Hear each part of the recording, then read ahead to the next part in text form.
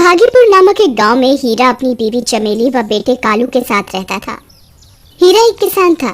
वो अपने खेत में तरह तरह की सब्जियां उगाता था और उन सब्जियों को गांव व शहर के लोगों को ताजी सब्जियां बेचता था। सबको हीरा की ताजी सब्जियां बहुत पसंद आती। हीरा अपने काम को पूरी लगन व मेहनत से करता। हीरा की खेती बाड़ी में उसका बेटा कालू भी उसकी मदद करवाता था। हीरा जब भी शहर में सब्जी बेचने जाता तो बीच रास्ते में एक बहुत घना जंगल पड़ता। जंगल के बीचों बीच एक बहुत बड़ा पीपल का पेड़ था।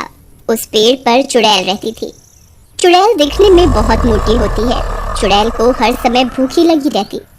एक दिन जब हीरा जंगल के रास्ते से जा रहा था तो उसे चुड़ैल देख लेती है। चुड़ैल हीरा के पास सब्जियों का ठेला देख बहुत खुश होती है।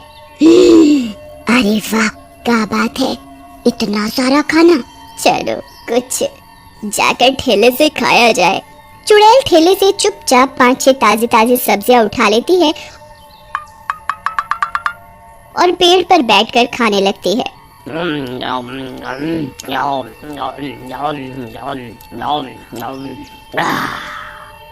अरे वाह, क्या बात है, आज तो मजा आ गया।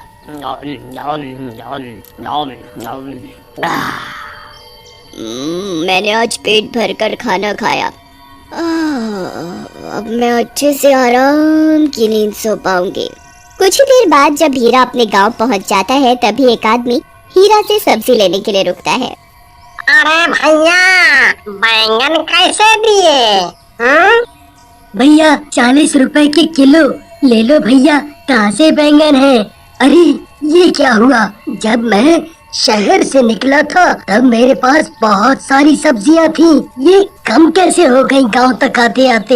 हीरा अपनी सब्जियां गांव में बेचता है और अपने घर की तरफ निकल जाता है। ऐसे ही हर रोज हीरा उसी रास्ते से जाता था जिस रास्ते में पीपल का पेड़ था।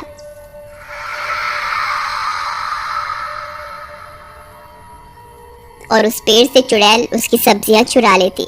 एक दिन हीरा अपना ठेला लेकर गांव की तरफ लौट ही रहा होता है कि तभी चुड़ैल उसे देख लेती है। अरे, ये आदमी रोज इस जंगल से गुजरता है, अगर मैं इसके साथ इसके घर चली जाऊंगी तो मेरी लॉटरी लग जाएगी, मुझे दिन रात खाना मिलेगा, मैं बिल्कुल भूखी नहीं रहूंगी।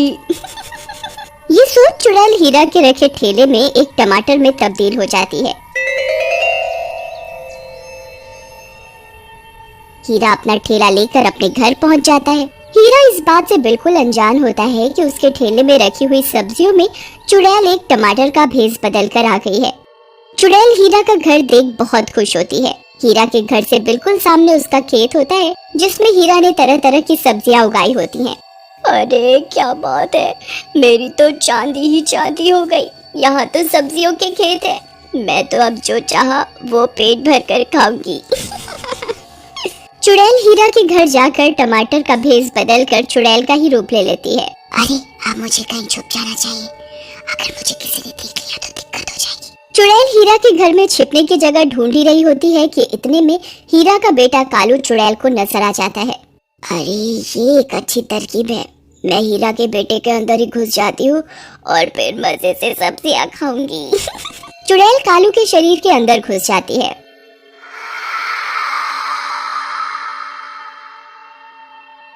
सुबह उठते ही हीरा हमेशा की तरह सब्जी बेचने शहर की तरफ निकल पड़ता है।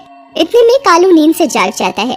अरे कालू बेटा, तुम उठ गए, तुम जल्दी से नहा लो, मैं तुम्हारे लिए नाश्ता लगा देती हूँ।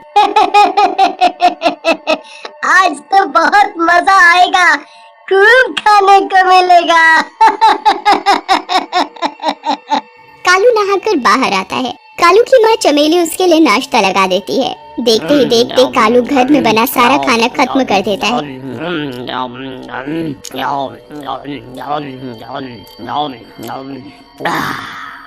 अरे, आज इस कालू को क्या हुआ, ये तो बहुत कम खाना खाता था, बल्कि इसे तो डांट डांट कर खाना खिलाना पड़ता था, इसे आज एकदम से क्या हुआ? क्या मजा आ रहा है, जंगल में तो खाने को कुछ मिलता ही नहीं था, यहाँ तो खूब जमकर सेवा हो रही है। कालू खूब पेट भरकर नाश्ता कर लेता है। कालू चलो अब नाश्ता पानी हो गया है, एक बार तुम जरा खेत में जाकर फसलों में पानी दे आना। ठीक है माँ। कालू अपनी माँ की बात सुनता है और खेत में फसलों को पानी देने चला जाता है। खेत में कालू बहुत सारी सब्जियों को देख वहाँ तुरंत चुड़ैल में तब्दील हो जाता है। अब मैं जितनी चाहे उतनी सब्जियां खा सकती हूँ, यहाँ मुझे कोई रोकने टोकने वाला नहीं। चुड़ैल खुशी खुशी सब्जियों को खाने लगती है।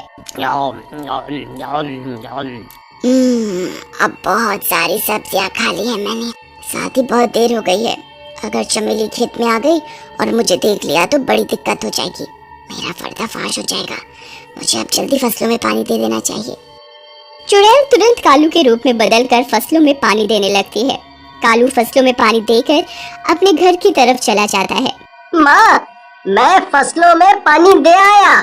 ठीक है बेटा, मुझे बहुत ध्यान से रहना होगा इधर, तभी मुझे मेरी मनचाही सब्जियां मिल पाएंगी। ऐसे ही चुड़ैल रोज कालू के भेष में खेत में जाती और अपनी मनचाही सब्जियां खाती। एक दिन हीरा, चमेली और कालू खेत में जाते हैं। वहाँ कालू बेकाबू हो जाता है और खेत में लगी सब्जियां खाने लगता है। कालू को देख चमेली और हीरा बहुत हैरान होते हैं। कुछ दिनों से देख रहा हूँ खेत में सब्जियाँ दिन पे दिन कम होती जा रही हैं। सही कह रहे हो जी, ये कालू अब खाना भी बहुत ज्यादा खाने लगा है। कहीं यही तो नहीं खेत में आकर रोज हमारी फसलें खाता है। अरे पर इतनी सब्जियाँ इसके पेट में चली कैसे जाती हैं? सही कह रहे हो जी, कुछ तो गड़बड़ है। तभी कालू के अंदर की चुड़ैल देख लेती है कि उसे हीरा और चमेली देख रहे हैं। चुड़ैल सब्जियां खानी बंद कर वापस हीरा और चमेली के पास चला जाता है। फिर हीरा, चमेली और कालू अपने घर की तरफ लौट जाते हैं। अब मुझे इस कालू पर ध्यान रखना होगा कि ये सब्जियों का क्या कर रहा है, इस पर कड़ी नजर रखनी पड़ेगी। अगले दिन सुबह उठकर कालू नहा धोकर तैयार होता है। कालू के अंदर की चुड़ैल चमेली को रसोई में देखकर अपने भेष में आ जाती है। मुझे अब बहुत जोर से भूख लगी है, मैं फ्रिज में जाकर देखती हूँ खाने में क्या है। चुड़ैल फ्रिज में खाना ढूंढ ही रही होती है, इतने में चमेली चुड़ैल को चुपके से देख लेती है।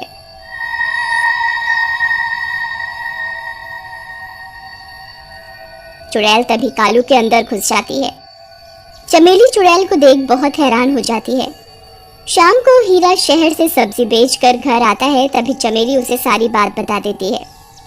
अच्छा, अगर ऐसा है तो मुझे अपने बेटे का इलाज करवाना पड़ेगा जल्दी से जल्दी। जी हाँ जी, आप बिल्कुल सही कह रहे हो जी। अगले दिन हीरा और चमेली अपने बेटे कालू को लेकर गांव के पंडित जी के पास जाते हैं। पंडित जी मंदिर में बैठे हुए अपने मंत्र जाप कर रहे होते हैं। मंत्र जाप करने के बाद हीरा अपने बेटे कालू को पंडित जी को दिखाता है। देखिए गुरुजी, हमारे बेटे को कुछ हो गया है। इस पर एक भयानक चुड़ैल का साया है। ये सब मेरी बीवी चमेली ने खुद अपनी आंखों से देखा। ओम नमः शिवाय। बेटा मेरे पास आकर बैठो। कालू पंडित जी के पास जाकर बैठ जाता है। पंडित जी कालू पर गंगा जल छिड़कते हैं और एक ताबीज कालू को पहनाने लगते हैं। जैसे ही पंडित कालू को ताबीज पहनाने लगते हैं, तभी कालू के अंदर से वो मोटी चुड़ैल बाहर निकल जाती है और बहुत जोर जोर से रोने लगती है।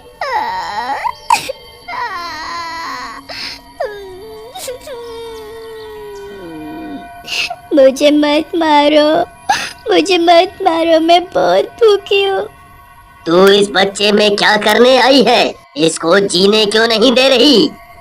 एक दिन इसके पिताजी हीरा जंगल के रास्ते अपनी रेड़ी लेकर घर जा रहे थे। मैं बहुत भूखी थी। मैंने हीरा की रेड़ी से सब्जियां खाई और एक दिन इसकी रेड़ी में टमाटर का रूप लेकर आ गई। हीरा के घर आकर मैं इसके बेटे कालू के अंदर घुस गई और तभी से इसी के अंदर रहती हूँ। अब तुम्हें मैं मुक्ति दे रहा हूँ। तुम्हारी कोई आखिरी इच्छा है? हाँ, मुझे भूख लगी है। पंडित चुड़ैल को भरपेट खाना खिलाता है और कालू को ताबीज पहनाता है, साथ ही चुड़ैल को मुक्ति दिलवा देता है। ओम नमः शिवाय। ओम नमः शिवाय। ओम नमः शिवाय। ओम नमः शिवाय।